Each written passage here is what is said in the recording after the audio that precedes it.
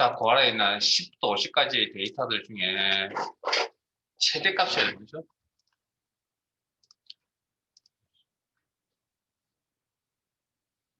50. 최소값은 10. 자, 최대값을 계산한다. 맥시멈의 앞자리를 따서 맥스라고 합니다. 맥스.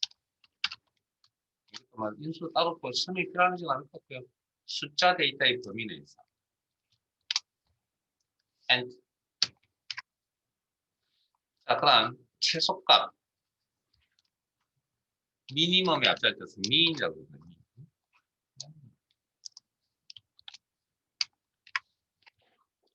자, 그럼 일단 그 밑으로 내려가셔서 10부터 50까지 중에 두 번째 큰 값이 얼마죠?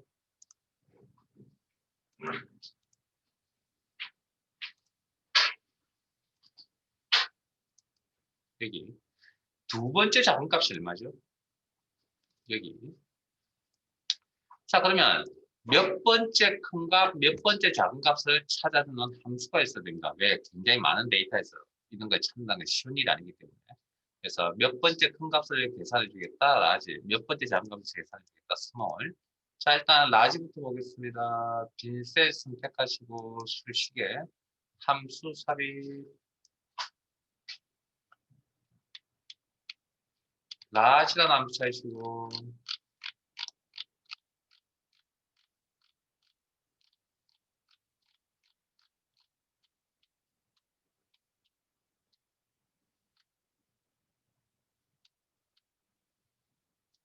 라지 확인. 자, 여기도 array라는 인수가 나왔네. array라는 인수는 데이터의 범위라고 일단 인수가 있어요. 10도죠.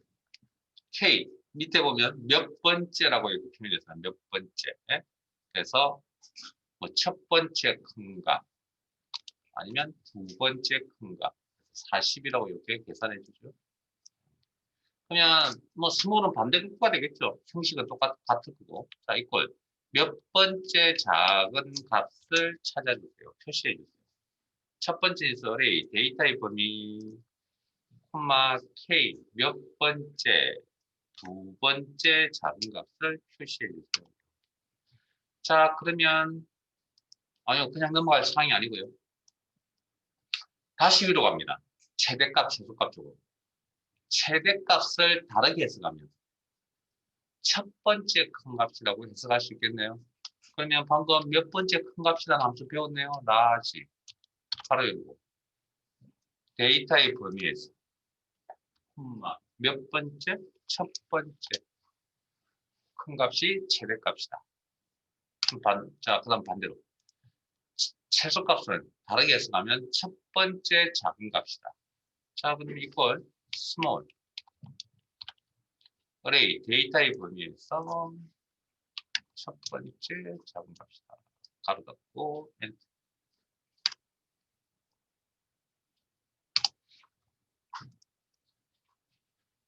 그래서 사실은 맥스 민보다 스몰 라지가 시험에 더 많이 나옵니다. 1급 시험에서는.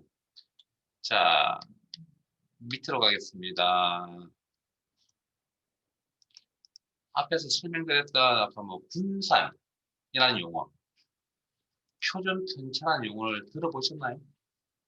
들어보신 분도 있을 거고. 그래서 이건 통계에 나오는 용어입니다. 그래서 분산 계산 어떻게 합니까? 표준 편차 계산 어떻게 합니까? 분산의 의미가 무엇입니까? 표준 편차의 의미가 무엇입니까? 그런 이야기는 알아도 안 가르쳐 드릴 겁니다. 그냥 분산 계산의 함수가 베리에이션의 앞자리를 따서 VAR이라는 함수를 사용한다. 그래서 바로 할 겁니다. 이걸 VAR 가로 열고.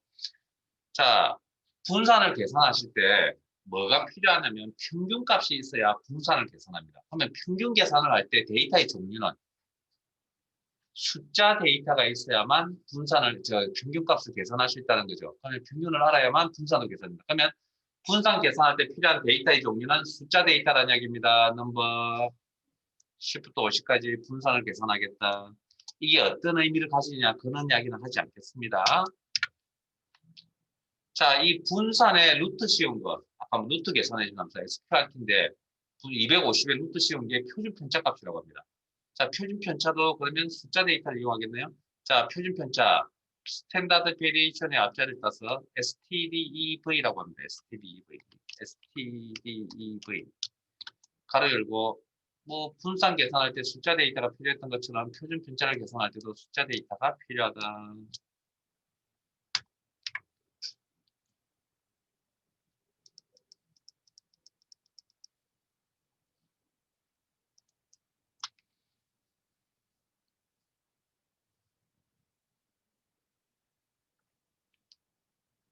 자, 이제 이건 암산해야 됩니다. 암산 한번 해보세요. 10부터 50, 35까지의 요 데이터에서 위치가 중간인 데이터는 뭐죠?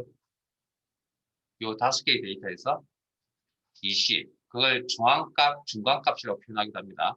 이때 사용하는 함수가 미디언이라는 함수였습니다. 바로 할게요. 이것도 미디언. 가로 열고 넘버, 숫자 데이터에 보면 10부터 35. 그러면 자기가 알아서 계산해 준다는 거죠. 자, 다시 한 번 더 화면 봅니다. 자, 화면 다시 봅니다.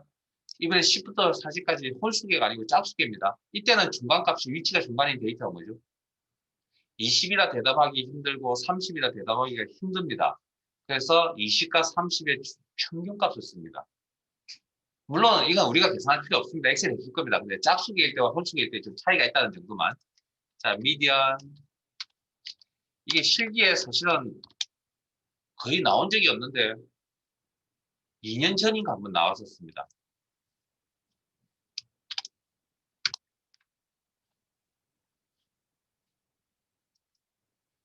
횟수가 바뀌었으니까 2018년도니까 3년 전쯤 되겠네요. 자, 밑으로 갑니다. 자, 요 지금 나열되어 있는 요 데이터에서 출현 횟수가 많이 보이는 데이터가 뭐죠? 40이죠. 그걸 채빈값이라고 합니다. MOD가 아니고 MODE 채빈값. 10부터 40 가갖고 그 다음 아래쪽으로 내려가겠습니다. 요건 실기시험 때문에 이 내용을 전달해 드린 게 아니고 필기시험 때문에 이 내용을 전달해 드립니다. 자, 10가 20, 나 3이라는 데이터가 있습니다. 자, 이 값들을 이용해서 평균값을 계산할 겁니다. 평균. 방금 해보셨죠? 에버리지. 가로 열고 10부터 30까지 드래그. 자, 이건 설명 들으셔야 될 겁니다. 엔터 치면 값이 얼마일까요? 자, 일단 에버리지라는 함수는 데이터의 종류가 숫자 데이터를 가지고 계산합니다. 근데 설정한 범위 내에 데이터의 종류가 뭐가 있죠? 문자 데이터가 있죠. 그럼 저 문자 데이터는 어떻게 처리할까요?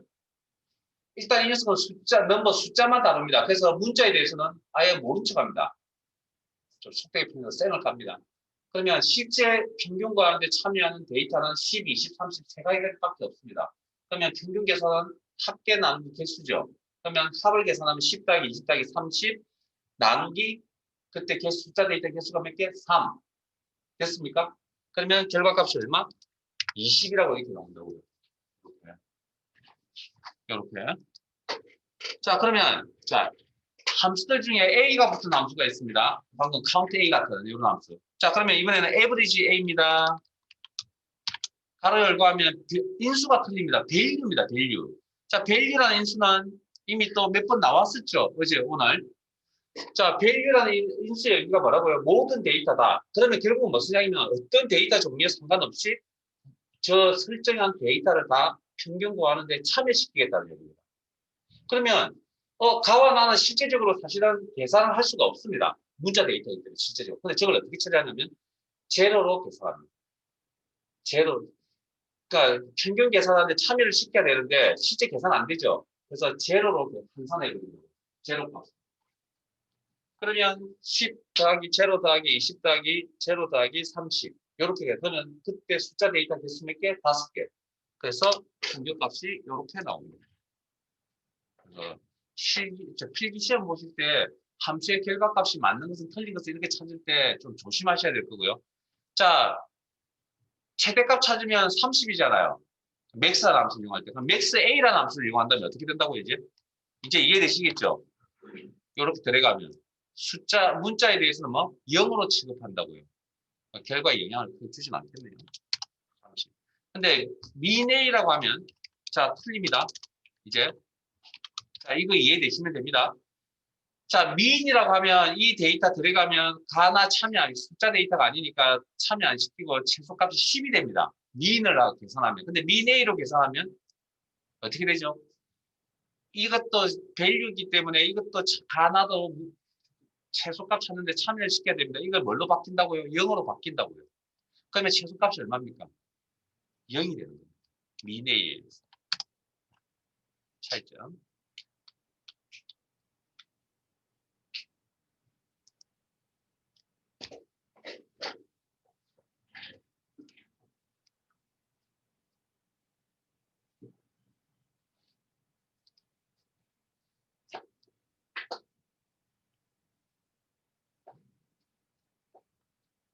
자, 그 밑에 있는 내용 보겠습니다. 등수 구하는 함수가 엑셀 프로그램 처음부터 랭크라는 함수를 썼습니다. 랭크. 자, 그러면 홍길동의 20점이 몇 등입니까? 라고 물어봅니다. 그럼 대답을 해야 되겠죠. 암산하면 몇 등? 4등인가요? 네? 홍길동의 엑셀 점수 20점은 몇 등입니까? 4등 맞아요? 암산하세요.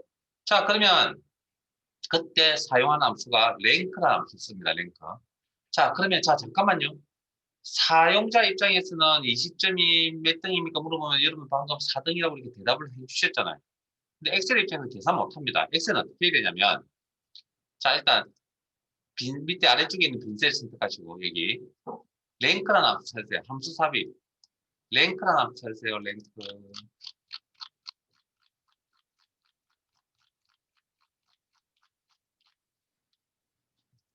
랭크 일단 찾으세요. 확인. 자, 첫 번째 인수가 뭐냐면 개별 데이터입니다. 개별 데이터. 즉 홍길동의 개인 점수입니다. 다음 REF 이것도 이제 새롭게 나온 인수인데 범위입니다. 데이터의 범위. 그래서 전체 자료 내 등수명일 때 내가 포함되어 있는 전체 자료.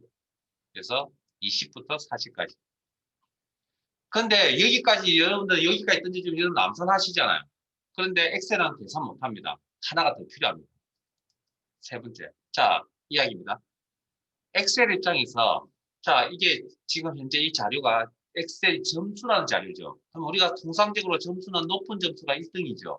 그러면 엑셀에게 어떻게 지시를 해야 되냐면 높은 점수부터 낮은 점수 순으로 나열해서 등수 매기세요라고 지시를 해야 됩니다. 그렇게 해서 높은 점수, 낮은 점수 나열한 다음에 개인의 점수가 자 막 비교합니다. 여기 가니까 맞네요. 몇 번째 있죠? 네 번째 있죠. 그게 등수입니다. 엑셀이 매기는 등수. 자 그러면 이걸 이제 데이터를 이렇게 나열하는 방식을 우리는 정렬이라고 그러고요. 기준이 오름차순이 있고 내림차순이 있고 작은 값부터 큰 값, 큰 값부터 작은 값으로. 그럼 요거 방식은 내림차순 방식이라는 이야기고. 그러니까 오름차순 방식으로 등수 매기라고 하는 건 그때는 데이터의 종류가 어떤 데이터의 종류일까요? 즉 적은 값이 1등인 경우 100m 달리기나 마라톤 같은 시간적 기록 경기 데이터 종류가 숫자, 문자, 날짜, 시간, 논리 데이터 5가지 됐잖아요. 그래서 지금은 일단 그러면 그 자료의 성격이 뭔지를 일단 확인을 하시고 이제 판단하셔야 되겠네요. 자, 지금은 엑셀 점수라고 했잖아요. 엑셀 점수가 높은 점수가 1등을 취급받으려면 높은 점수부터 낮은 점수 순으로 나열해서 등수 매기세요. 그래서 밑에 보시면 0이나 생략하면 내림 차순이라는 겁니다. 0이나 생략하면. 일단 생략은 일단 안 하겠습니다. 0이 아닌 다른 값. 컴퓨터는 이진수를 쓰기 때문에 0 아닌 다른 값은 보통 1을 많이 씁니다. 그리고 오름차순 방식으로 등수를 매기세요. 그럼 지금은 0입니까? 1입니까? 내림차순 방식으로 등수 매기라고 지시해 주셔야 됩니다. 그래서 제로. 전체 자료의 성격을 보셔 전체 자료의 성격을 보셔야 됩니다. 확인. 자, 저는 여기까지. 자, 그러면 자, 여기 남일동도 40점이고 이일동도 40점이죠. 몇 등입니까? 40점인 점수는 등수가 몇 등이죠? 40점, 40점 몇 등입니까? 2등이죠. 그렇게 등수 안 매기나요? 그렇게 등수 매기잖아요. 이런 상식적 이야기가 이해가 서로 이게 주문이 접근이 안 되면 힘듭니다. 그런데 원래 정상적으로 하면 이 사람 그다음 이제 20점은 몇 등이죠? 4등이죠. 가운데 3등이 없잖아요. 그래서 자 앞에 봅니다. 그럼 정상적으로 따지면 이 사람 원래 2등, 3등 중에 하나를 가져가야 되잖아요. 2등, 3등 이렇게 하나씩.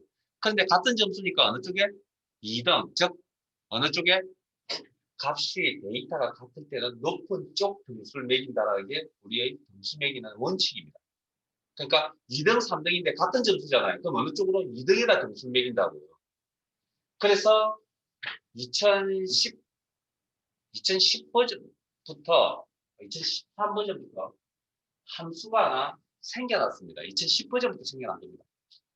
랭크쯤 EQ라는 함수가 생겨났습니다. 자, EQ가 뭐냐면 equal입니다. equal. 같은 점수, 데이터, 자료에 대해서 높은 쪽 등수를 그래서 랭크나 랭크쯤 EQ는 같은 겁니다. 그러니까 지금도 랭크를 쓰시면 됩니다. 근데 시험에 앞으로 랭크는 나오지 않겠고 뭘로 나겠다고요? 랭크쯤 EQ로 내겠다. 그러면 이제 등수 매기로 갈게요. 그럼 여기 등수 매길 때 랭크점 EQ, 랭크점 EQ, 랭크점 EQ, 랭크점 EQ, 랭크점 EQ죠. 그러면 수식의 형태가 반복적으로 나타나는 거 맞아요? 그럼 자동 치우기 써야 되겠네요. 몇 번? 아래쪽으로 한 번만 드래그 하면 되겠죠. 그래서 이꼴 랭크점 Q 라는 함수. 가로 열고 넘버 개별 데이터 개인의 엑셀 점수. 이렇게 나온다라는 건 전체 현황을 보니 서로 다른 주수가 나타나야 될 자리네요. 상대 참조. 제 화면 보고 계세요? 상대 참조. 왜 상대 참조인지. 자동식에 한번 사용하면 상대 절대로 고민해야 된다. 자, 그 다음. 자, 두 번째 전체 자료. 그러면 이 범위는 상대입니까? 절대입니까?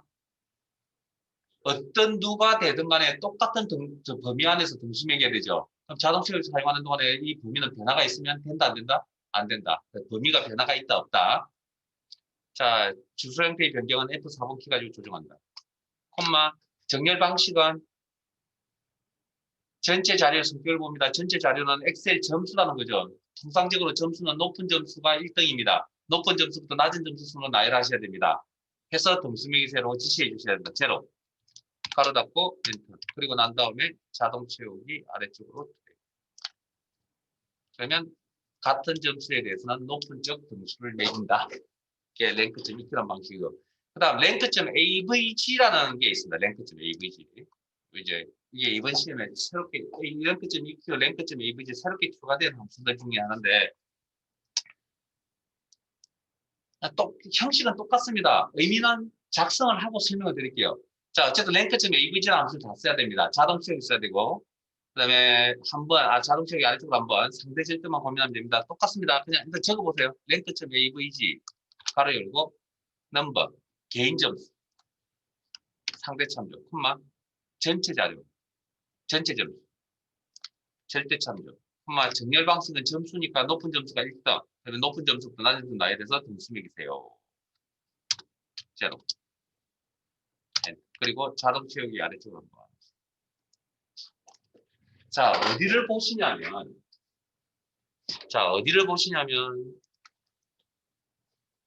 40점을 봅니다.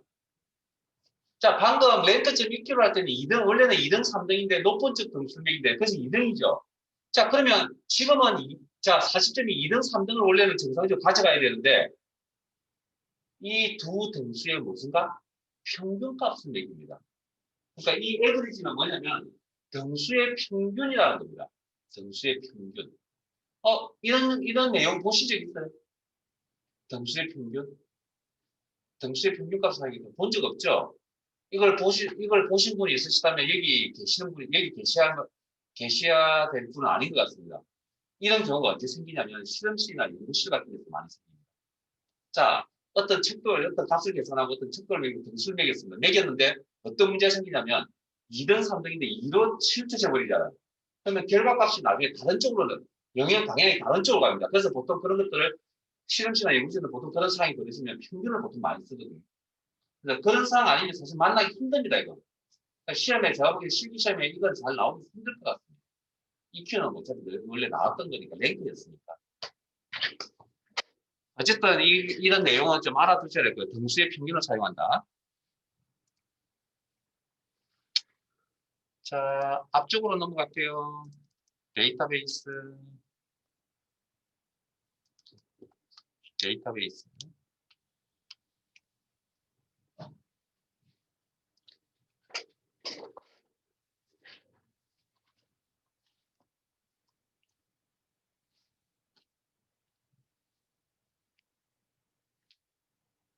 자, 일단 데이터베이스를 다루시기 전에 데이터베이스 함자, 교재는 65페이지고 데이터베이스 함수를 다루시기 전에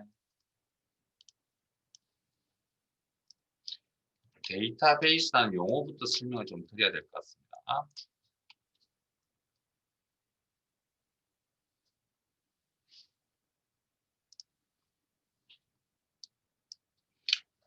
자, 데이터베이스다 하면 데이터 덩어리입니다. 무슨 이야기냐면, 자, 제 화면 보시면 요만큼을 데이터베이스다 이야기하지 않고요. 이 전체를 데이터베이스로 합니다. 자, 이때 충족해야 될 조건들이 있습니다. 형태적으로 빈행, 빈열을 만날 때까지의 셀 범위를 데이터 덩어리라고 그러고요. 형태적으로. 그 다음 병합, 여기 보면 무용 예매량, 제 화면 보시면 무용 예매량 합계라고 이렇게 보이는 부분 있죠? 여기.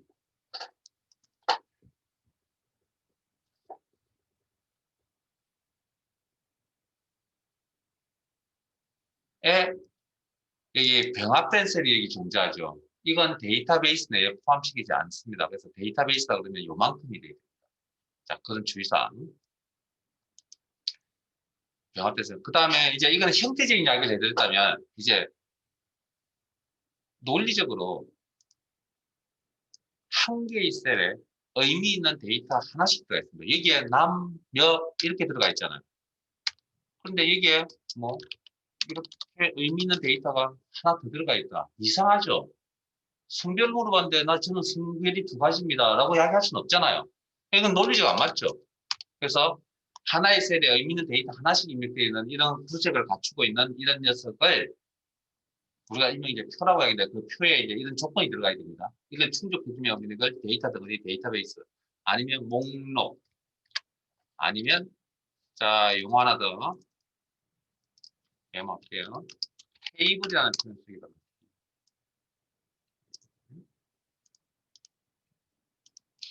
자, 이런 데이터베이스를 이용하여 계산하는 함수를 데이터베이스 함수라고 그래요. 그래서 데이터베이스 내에서 조건에 맞는 레코드 대상으로 특정 필드의 요약정보, 합격에서 평균 최대 최소값 같은 이런 요약정보를 나타낸다. 요약정보. 그럼 형식은 동일합니다. 이퀄 데이터베이스 함수 가로 열고 데이터베이스 셀 범위. 중요한 이야기 아니군요. 자, 셀 범위. 그 다음에 데이터베이스가 덩어리 개념이니까 제목 역할을 하는 이 부분 필드명이라고 그래요. 필드명. 그 다음에 아래쪽으로 나와 있는 여기 필드 이 범위 세로 방향. 그 다음에 가로 방향의 데이터 레코드. 물론 필드를 열이라 표현하기도 하고 레코드를 행이라 표현하는 경우도 있는데 보통은 이제 필드 레코드라는 표현을 많이 쓰고요. 그리고 데이터베이스에서의 작업이 다니는 필드도 아닙니다. 이거 뭐 진행하시면서 기능을 배우시면서 느껴보시기 바랍니다. 제가 이런 이야기를 할 거고요. 자, 그러면 이런 데이터베이스를 이용하여 계산한 함수, 데이터베이스 함수라고 그랬고요.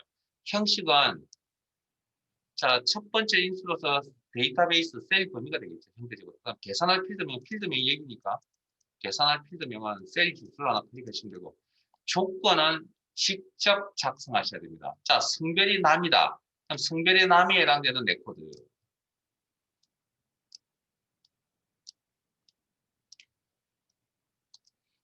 대상으로 합격해서 그때 조건이 이 조건에 맞는 레코드. 그러면 성별이 남이다. 그러면 어떻게 작성하냐면 필드명 아래에 남. 작성합니다. 필드명 아래에 남 이렇게 작성합니다. 자, 그러면 오른쪽 가서 실습 한번 해볼게요.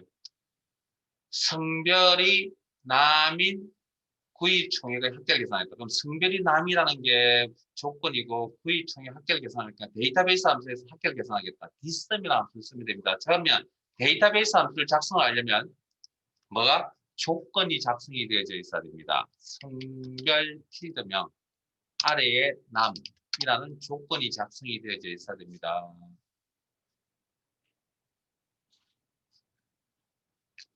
그리고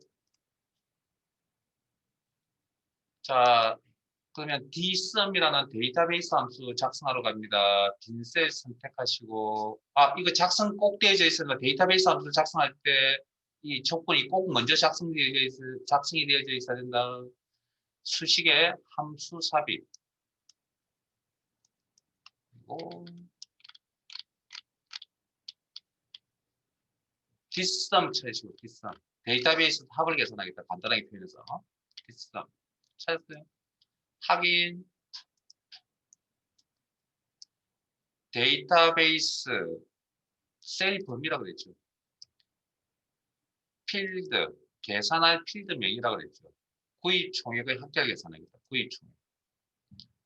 그 다음 조건. 자, 여기는 아까 sum if, count if, average if, sum if, average if, count if 함수와 다르게 그때는 값이라는 개념을 접근하셨다면 지금은 셀 범위입니다. 셀 범위, 성별남 범위.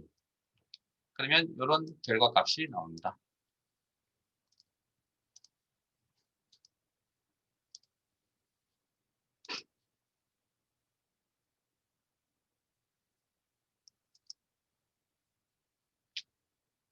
자,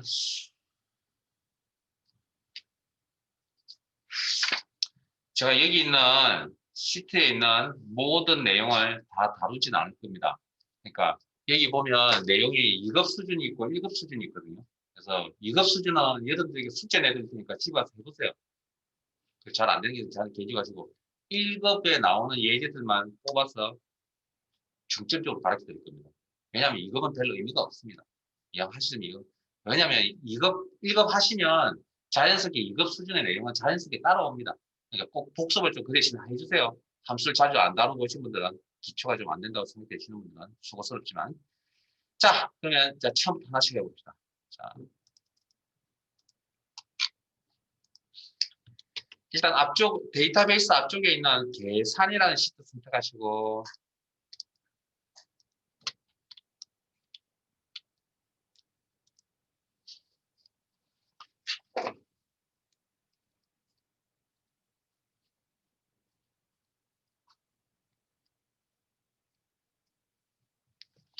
교재 63페이지 펼치시고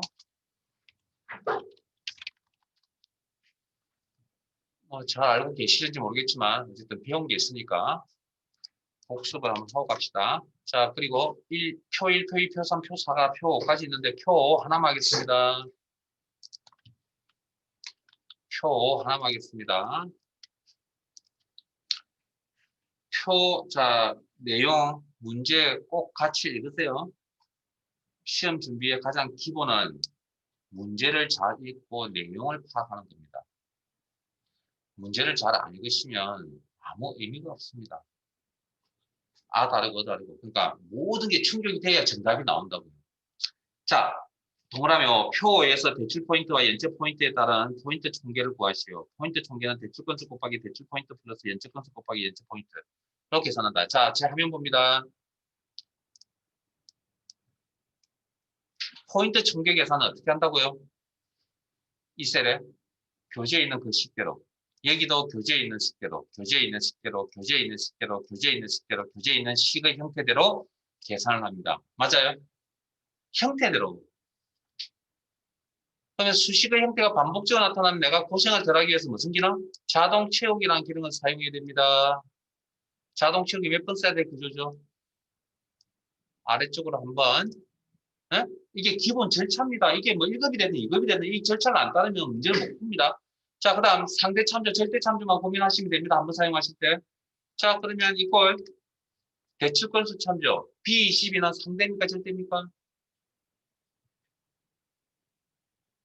머릿속으로 그려보세요. 뚜벅뚜벅 걸어갑니다. B22, B23, B24, B25, B26, B27 하나하나씩 작성한다면. 그러면 그런 주소를 다 맞춰주려면 B22를 가지고 자동 채우기를 사용한 동안에 인수는 변해야 됩니까? 변하지 말아야 됩니까?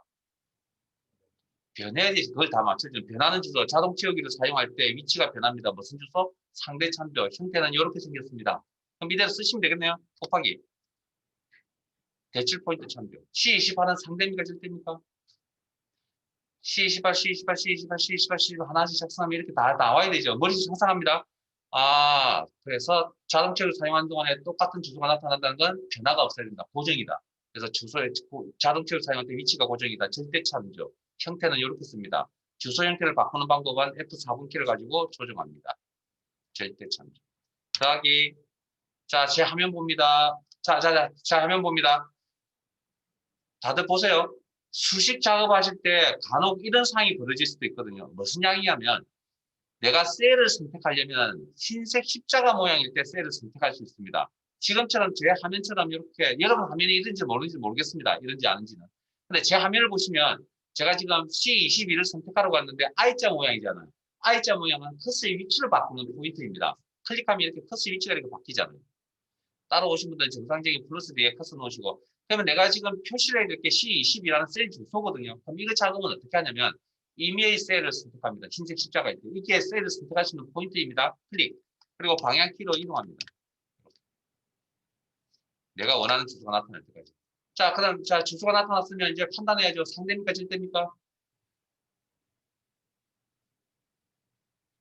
이게 원활하게 안 돌아가면 안 된다. 어디서 틀리냐고요? 어려운 함수 공부 다 하시고 주소 형태에서 틀린다니까요. 그래도 빵점입니다. 함수를 몰라도 빵점이면 주소형태 틀려도 빵점이라고요.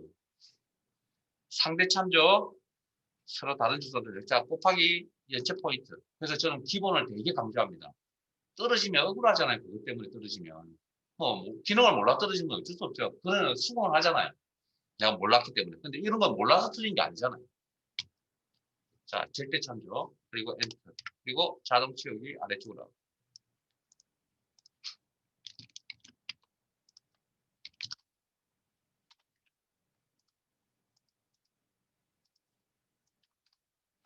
이게 식을 작성하는 기본 절차입니다. 기본 절차.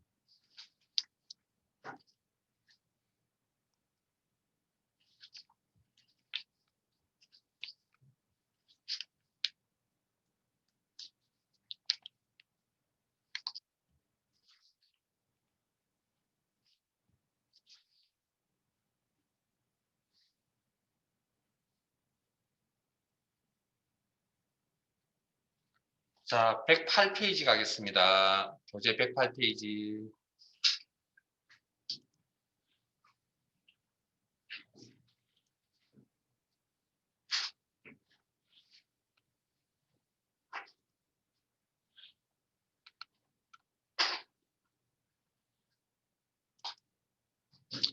시트는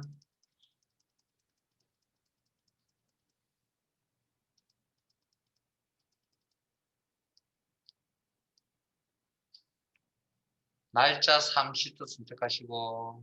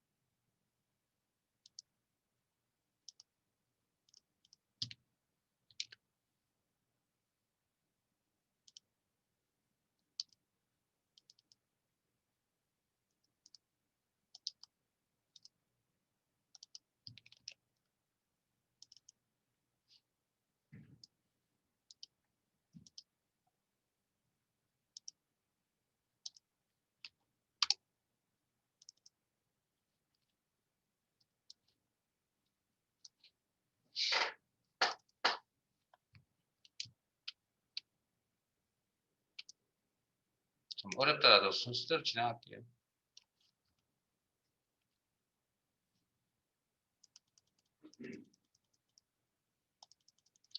일단 1급부터 할 겁니다. 그리고 빠져있는 함수들은 제가 체크를 해서 1급부터 할 겁니다. 1급이네요. 자, 순서대로 할게요. 자.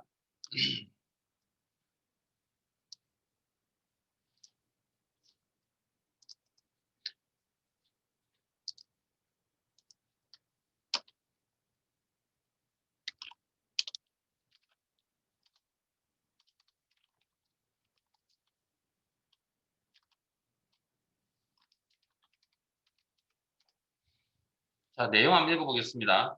표 1의 시작일, 행사일, 표 2를 이용하여 시작일, 행사일 사이에 작업일을 계산하시오. 작업일이 0보다 작으면 공백으로 표시하고 작업일은 세 자리로 표시할 것. 작업일이 4-3일 경우에는 0-4-3으로 네트워크 데이스라는 함수와 텍스트 함수, if 함수 사용. 자, 일단 함수명부터 확인해 볼까요? if 함수가 무슨 함수죠? 정확하게 모두 계략적으로 알고 계셔야 됩니다. 조건의 결과에 해당되는 값, true, false에 해당되는 값을 표시하겠다. 그 다음 텍스트 함수는 그래서 복습을 좀 하셔야 됩니다. 안 하시면 수업 못 따라옵니다. 제가 걱정인 게 뭐냐면 수업 내용을 못 따라서 도중 포기하시는데 그러면 시험을 보러 갈 수 있는 상황은 아니라는 얘기잖아요. 그래서 도중 하차하지 말라고 복습을 꼭 하셔야 됩니다. 이거는. 저 혼자 잘해서 될 일이 아니라고요. 자, 텍스트는 지난 시간에 사용자 지정 표시 형식을 취해준 함수였습니다. 자, 그 다음 네트워크 데이스는 달력의 검정색 날짜를 카운팅한다 그랬죠. 순 작업 일수라고 해서 달력의 검정색 날짜. 자, 그러면 제일 먼저 해야 될 일이 뭘까요?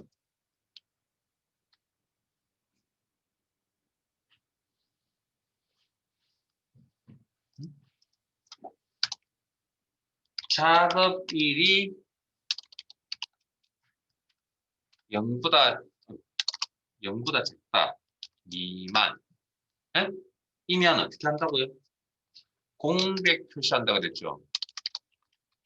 공백은 뭐죠? 이중 따옴표 안에 스페이스 공백 문자입니다. 에? 공백 표시. 자, 그러면 뭐부터 해야 되죠?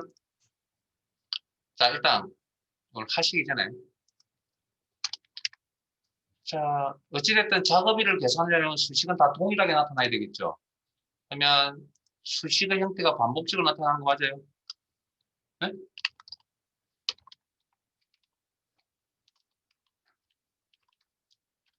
무슨 기능 써야 된다고 내가 고생 안 하려면 몇 번? 아래쪽으로 한 번만 더 내려가면 다 채우죠.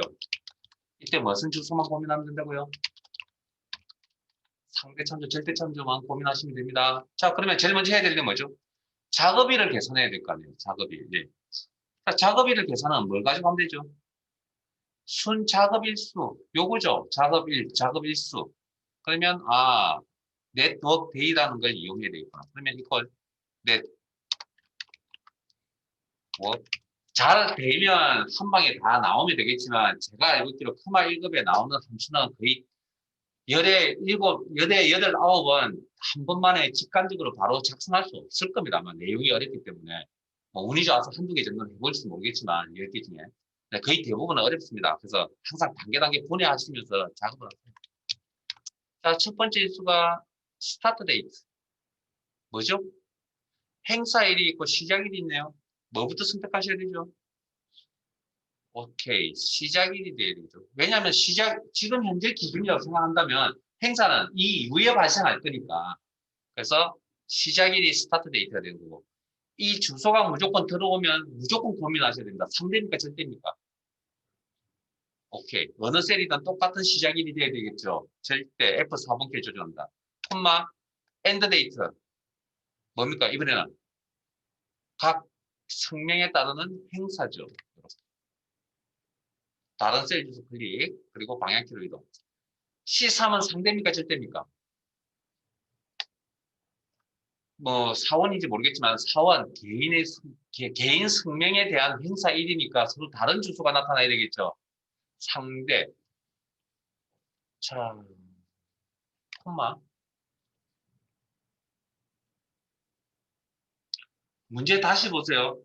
표 1의 시작일 행사일 표 2를 이용하여 표 1에서만 표 1의 내용만 이용해요.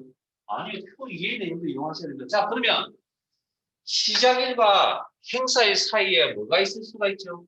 검정색 날짜만 있는 게 아니라 실제적으로 우리나라 달력을 보면 검정색 날짜일 거라고 생각했던 자리에 뭐 공휴일이 있을 수 있잖아요. 겹칠 거 아니에요. 그런 부분을 빼줘야 되겠죠. 검정색이 아니니까. 빨간 색깔이니까. 자, 그래서 어제 워크데이 할 때 잠깐 보셨다시피 여기 헐리데이라고 하는 게 이게 휴일입니다. 휴일. 자, 그래서 지난 시간에 붐이 들어가셨죠. 자, 제 화면 봅니다. 잠깐 대기. 잠깐 대기. 자, 자, 질문에 대답하세요. 표 2에 있는 이 녀석 데이터의 종류가 뭡니까? 이거 데이터의 종류가 뭡니까? 네? 문자라고요. 자, 앞으로 제가 수업 시간에 데이터의 종류가 무엇인가 물어보면 항상 셀만 바라다 보면 안 됩니다, 이제. 수식 입력들도 같이 바라다 봅니다. 같으면 보이는 대로 대답하시면 됩니다. 다르죠? 무조건 표시 형식이 적용되어 있구나라고 판단하셔야 됩니다. 표시 형식 정말 중요합니다, 여러분들. 그걸 제대로 이해하지 않은 상태에서 문제를 푸니까 뭔가 이상한 것들이 굉장히 많다니까요. 자, 이건 문자가 아니죠. 날짜 데이터입니다. 수식 입력줄을 보셔야 됩니다. 수식 입력줄이 원본이라고요. 날짜 데이터죠. 날짜는 원래 기본적으로 연대시, 월대시 1로 나와야 되는데 화면상에 이렇게 표시가 된 이유는 표시 형식이 적용이 되어져 있기 때문에 표시 형식의 코드의 조합이 어떻게 되어져 있습니까? 그래요. 자, 표시 형식 정말 중요하다니까요. 월 표시, 일 표시가 되어져 있잖아요. 그러면 mm월 dd1이라는 코드가 되어져 있겠네요. 셀수식 대하상계를 표시하는 단축키가 뭐라고요? 오케이. 그건 여기 있습니다. 보세요. 이 자료에 대한 분석이 되지 않으면 문제 못 풉니다, 실제. 그냥 10만 정도고요. 실제로는 뭔가 알아야 될 것들이 굉장히 많습니다. 그래서 포말이 어렵고요. 그래서 한두 번 만에 합격을 못 하는 겁니다. 그래서 제가 여러분들 가르쳐 드리고 싶은 건 식을 잘 적기 이전에 미천이 두둑해야 된다는 걸 분명히 알아두셔야 돼요.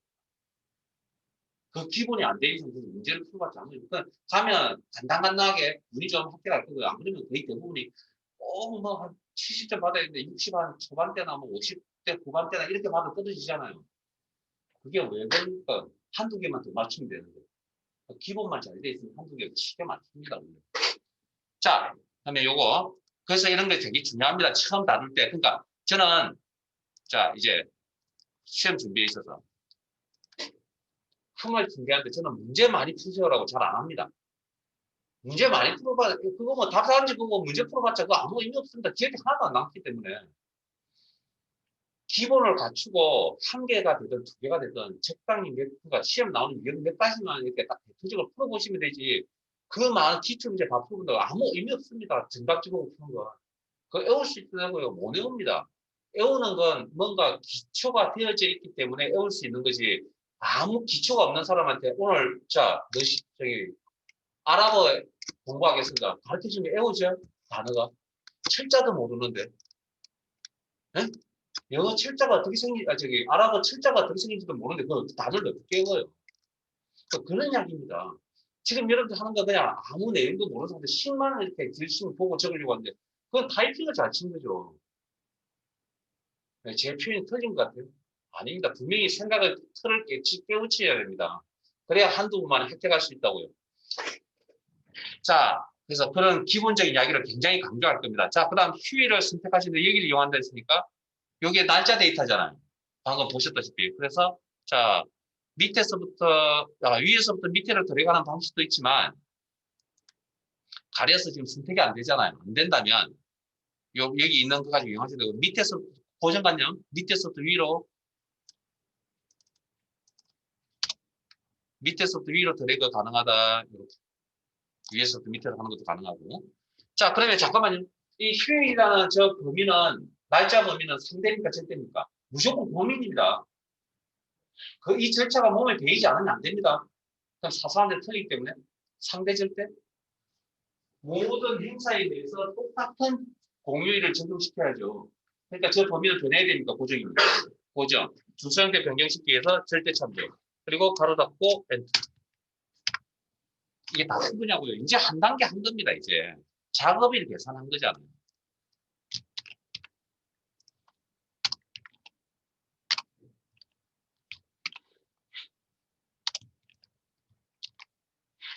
작업일 계산한 거죠. 자, 그 다음 뭐 해야 됩니까?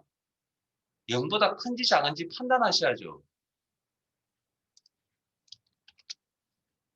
이렇게. 엔터.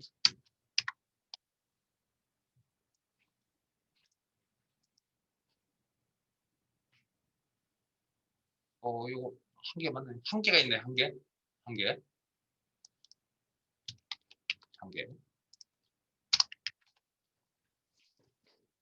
자, 자, 조건을 만족한다면 무슨 값 표시? 공백 표시. 만족하지 않으면 무슨 값 표시해야 됩니까? 네? 방금 문제 읽어보셨잖아요. 내용 파악해 보셨을 거 아니에요. 우리가 이제 보통 그거 이제 그 외에 나머지라는 표현을 씁니다. 그렇지 않으면 그 외에 나머지는 무슨 값 표시해야 되는데 문제 읽어보셨잖아요. 그 문제 내용을 파악하셔야죠. 자, 조심하셔야 됩니다. 이건 지금 그렇지 않음이라고 않음일 때 어떻게 표시하라고 정확하게 명시를 해놓은 문제가 아닙니다. 여러분들의 이제 생각이 여러분들의 뭡니까? 기본적인 생각이 좀 필요합니다. 여기 잘 보세요. 그래서 전체 자료를 다 활용하실 줄 아십니까? 뭐 하려고 왔습니까, 여기? 이 셀에 뭐 하러 왔냐고요, 근본적으로. 공백 문자 표시하러 왔어요, 우리 여기? 아니요, 작업일 표시하러 왔다니까. 작업 일수 표시하러 왔다니까요. 이해되세요? 여기 작업 일수 표시하러 왔다니까, 작업 일수.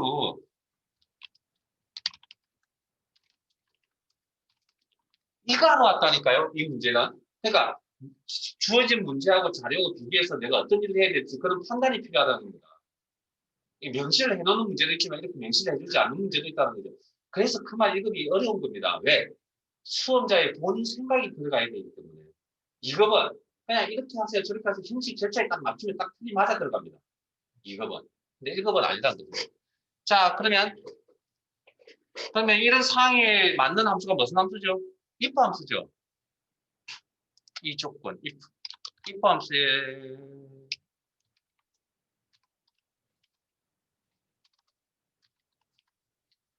첫 번째 인수는 어떻게 작성하든 간에 이 자리가 엔터 치면 중간 과정에 트루폴스 나와야 되죠. 크다 작다라고 표현했으니까 트루폴스 나오겠죠. 만족한다면 뭐 공백 문자 주의하세요. 스페이스가 들어가야 됩니다. 공난과 틀리다고 그랬습니다. 지난 시간에. 자, 그 다음 여기 무슨 표시할 거라고? 작업 일수 표시할 거죠. 에? 자, 그러면 작업 일수 계산 이미 하지 않았나요?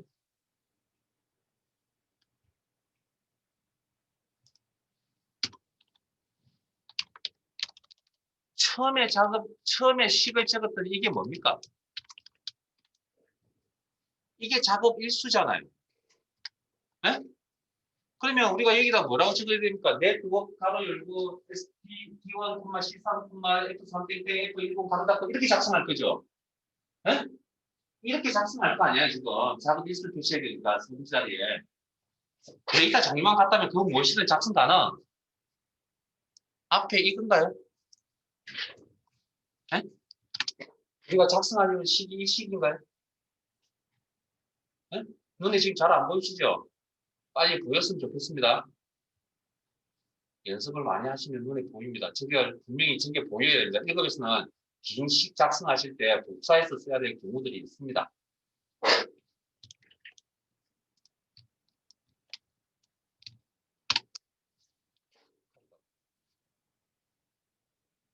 이해되세요, 이제?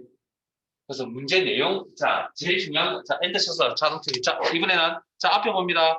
아래쪽으로 들어가지 않고 더블 클릭 쓰겠습니다. 많은 데이터 할 때는, 이렇게.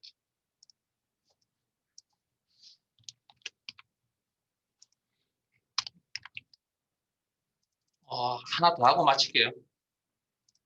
한두 개 더 하고 마칠게요. 자, 그래서, 자, 이거 준비하실 때 이 식을 잘 적으려면 일단 뭐가 필요하냐면 기본적으로 함수의 형태, 함수의 의미를 잘 알아야 됩니다. 근데 이걸 적기 전에 더 중요한 게 있습니다. 물론 정답을 맞춰서 이걸 적어야 되는 건 맞는데 제일 중요한 건 이겁니다. 이게 제대로 되면 여기에 뭘 갖다 붙이면 됩니까? 함수명만 갖다 붙이면 됩니다. 그리고 갖다 붙이면 이게 결합도 될 거 아니에요. 그러니까 중요한 건 이거예요, 이거. 이게 안 되면 식을 사실은 적을 수가 없습니다. 이해되세요? 그러니까 항상 이런 식으로 시간이 진짜 문제 많이 풀려고 하지 마시고요. 한 문제 풀는데 시간이 좀 오래 걸리더라도 혼자서 열심히 고생해서 푸세요. 그래야 오래 기억에 남고 다시 그 문제가 나오면 두 분 다시 안 풀릴 거 아니에요. 어차피 시험 문제는 돌고 돈다고 봐야 됩니다. 근데 솔직히 함수 문제가 똑같이 나오는 부분은 그렇게 드뭅니다. 기본적으로 자료가 틀리다든지 약간씩 인수의 변화가 있다든지 그런 것들이 좀 많이 있거든요. 자, 요거 하나만, 시간이 되면 어찌됐든. 자, 일단 수선일 하겠습니다. 문제 2번.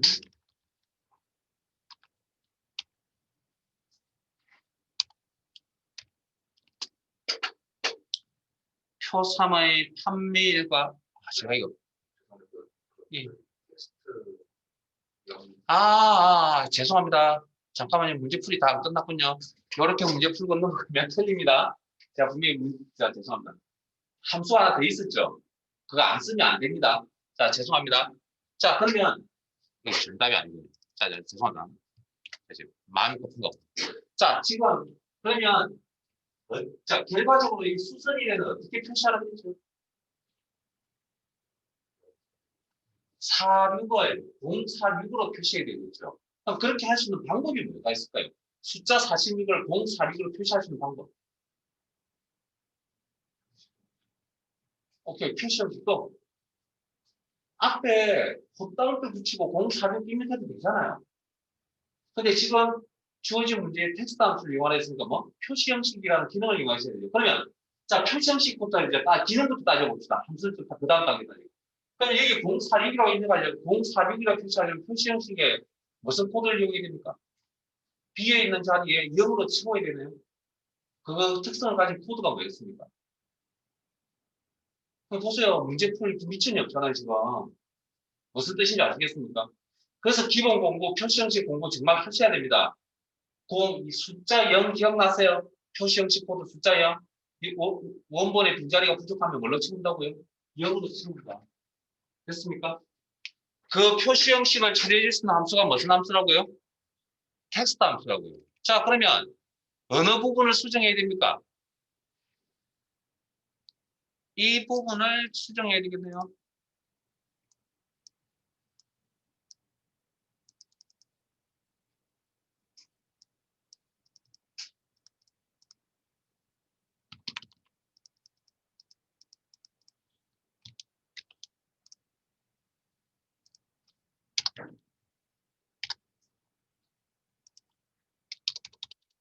샵 코드가 아니고 0코드입니다. 0코드. 자, 그러면 어느 부분을? 여기 부분이 뭡니까? 작업 일수라는 숫자가 나타나는 부분이잖아요. 그럼 요게 표현 방법이 바뀌어야 되겠죠? 그걸 처리할 수 있는 함수가 무슨 함수라고요? 텍스트 함수구나. 이걸 바꾸세요. 혹시 제 실수하거나 제가 잘못되면 지적하세요. 저라고 항상 맞다는 보장이 없습니다. 제가 틀리면 여러분 전체가 틀리기 때문에. 자, 콤마. 이게 이제 value, 그 다음 포맷 텍스트라는 게 뭐고 표시 형식이죠. 그래서 전체 코드에 이중 다운표 처리하셔야 되고요.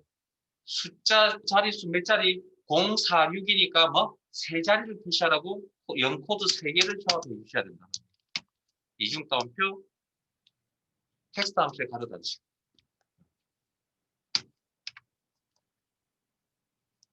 이 문제 난이도 저는 상이라고 봅니다. 왜냐하면 텍스트 함수 때문에.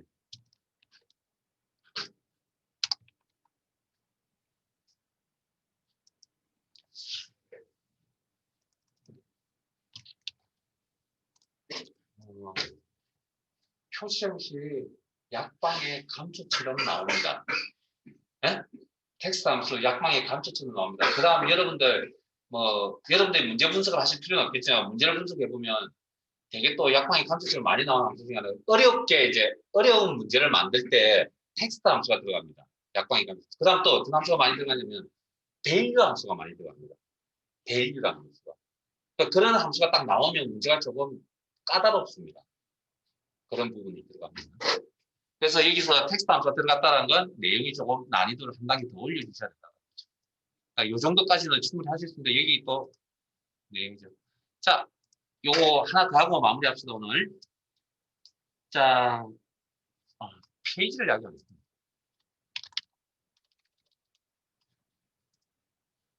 효진 씨는 시트 이름 따라서 펼치세요. 그 교재 페이지는. 시트 이름 지금 날짜 3이잖아요. 그럼 날짜 3페이지 찾아주시면 될 거예요.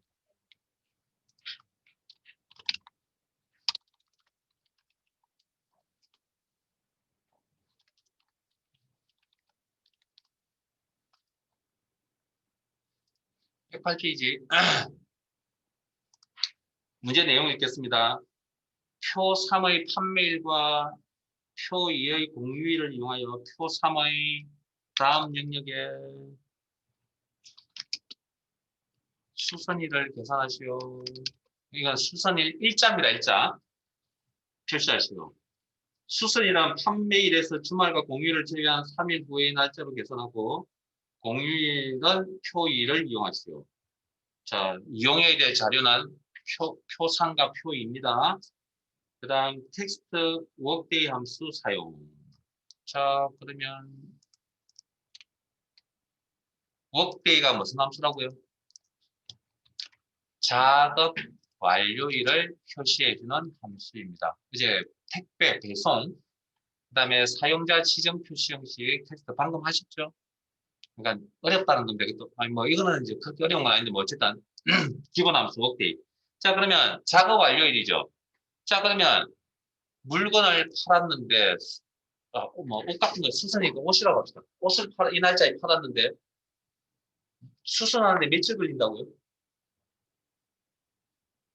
또 문제 알겠어요. 문제 읽어보셨을 거 아니에요. 3일 걸린다 했잖아요. 그럼 작업 일수가 며칠이라고요? 3이라고요, 3. 그러니까 그런 걸 이제 파악을 하시면 뭘 때문에? 워크데이 때문에. 자, 그러면 일단, 자, 그러면 이제 식 작성하러 가야 되죠. 자, 식 작성을 하려고 보니 어떻죠? 항상 이런 절차대로 작업하세요. 똑같은 형태의 수식이 반복적으로 나타나야 되죠. 그럼 자동치 여기 아래쪽으로 한 번만 사용하면 되죠. 이때 상대질 때만 고민하면 됩니다. 제가 여러분들의 생각을 빨리, 기존에 있던 습관을 좀 빨리 고쳐드렸으면 좋겠는데, 언제쯤 빨리 고쳐질지는 모르겠습니다. 저는 이 방법이 분명히 10년 동안 수업을 하면서 이 방법이 맞다고 생각합니다. 저는. 자, 그러면 이걸 수선, 작업 완료입니다.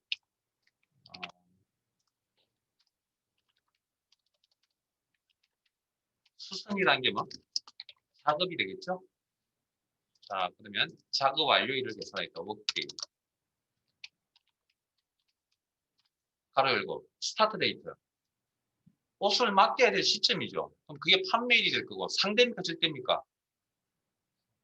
쉬운 건 대답하세요. 상대, 콤마, 그 다음, 작업 일수가 며칠이라고요? 문제에서 무조건 일반적으로 며칠? 3일 걸린다 했잖아. 그러면 정수값, 정해져 있는 값, 상수값 3, 숫자 3, 콤마, 공휴일이 있어요.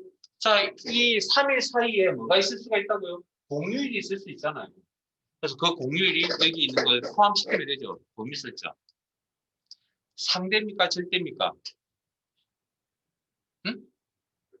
어느 판매일이 수선일이 되든 간에 다 똑같은 공휴일을 참조해줘야 되겠죠? 절대 F4기로. 그럼 여기까지 일단 계산, 일단 해놓고, 그리고 더블 클릭. 우리 이제 더블 클릭 쓸 겁니다. 네? 더블 클릭 아래쪽 방향으로 드래그 하는 거. 자, 근데 이게 맞나요? 자, 제가 한 줄 안 읽었죠? 한 줄 읽지 않았던 부분이 있습니다. 자, 네 번째 삼각형에 판매일이 대시가 들어가는 날짜에서 수선일이 언제? 2021년 1월 20일 월요일로 가죠. 자, 이걸 그러면 일단 함수 제작하기 전에 자동차 표시 형식 코드로 조합하면 어떻게 조합하면 되죠, 이거? 이렇게 나오려면 연도 관리하는 코드 Y 몇 개? 4개. 공통적으로 들어가는 내용물이 뭡니까? 연. 그다음 공백 1, 1, 2, 3, 4 이렇게 1 했으니까 01로 나오지 않았다는 건 월 관리하는 코드 N이 몇 개? 1개. 그 다음 공통적으로 들어가는 내용이 월, 공백, 그 다음에 20이라고 했으니까 숫자를 몇 개? 일자는 몇 자리? 두 자리 정도, 한 자리나 두 자리 정도. 솔직히 이건 정확하게 모르겠습니다. 판단하기 힘듭니다. 왜냐하면 이걸 차라리 2라고 적어놨으면 D라고 이렇게 쓰면 되는데 지금 이런 그 D 하나를 쓰든 두 개를 쓰든 이거는 다 맞다고 봐야 됩니다. 근데 앞에 영향을 봐서는 D를 1개 써야 될 것 같습니다. 대충 합리적으로 생각해보면. 그 다음에 1. 한글 요일이 나오네요. 코드, 요일자가 붙은 한글 요일이네요. 코드의 조합이 어떻게 된다고요? A인데 이게. 그러니까 그런 게 있어야 이 문제를 풀 수가 있다는 겁니다. 자, 그러면 표현 방식을 바꾸러 가는 함수 텍스트 함수이고요. 자, 날짜 데이터에 대해서 어떤 데이터 종류, 밸류, 어떤 데이터 종류와 상관없습니다. 그리고 전체 코드의 이중 따옴표 묶어서 방금 설명드렸던 대로 y.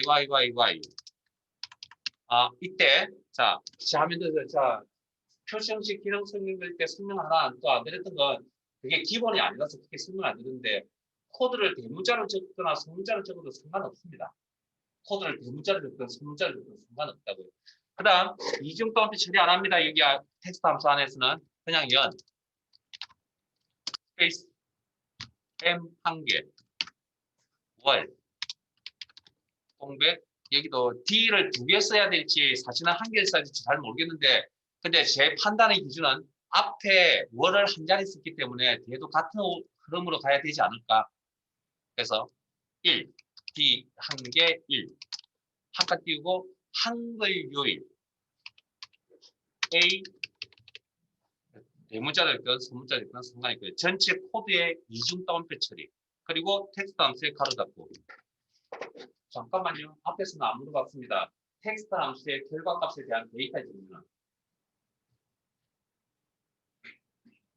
무조건 숫자가 되든 문자가 되든 날짜가 되든 어떤 데이터가 들어가든 결과값에 대한 데이터 정리는 무조건 문자 데이터입니다.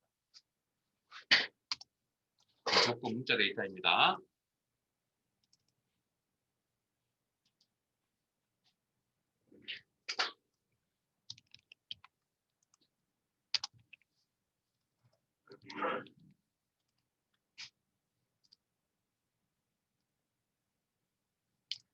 자, 체크해 드릴게요. 자, 여기 보세요. 텍스트 함수 특징. 그래서 이거 빨리 공부하셔야 됩니다. 어쩔 수 없습니다. 문자 데이터라고 했죠. 그게 어떤 데이터 종류하든 무조건 결과값은 무조건 문자 데이터입니다. 자, 그 다음 이 문제를 풀려면 저거 알아야 되고, 저거는 당연히 알아야 되고, 그 다음에 앞에 있죠. 표시 형식에 대한 이야기 이거 제가 블로그에 다 올려놨거든요. 이거 다시 한 번 더 쭉 하세요.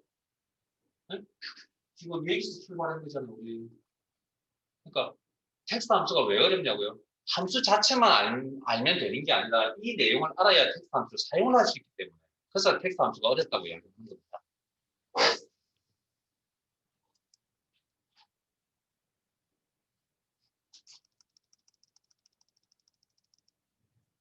그래서 일단은 1급에 관련되어 있는 예제부터 진행을 할 거고요.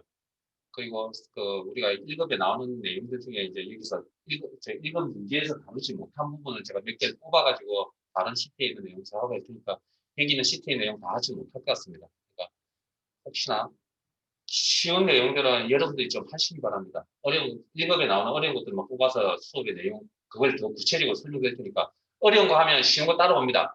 네, 그렇게 아시고 네, 오늘은 여기까지 해서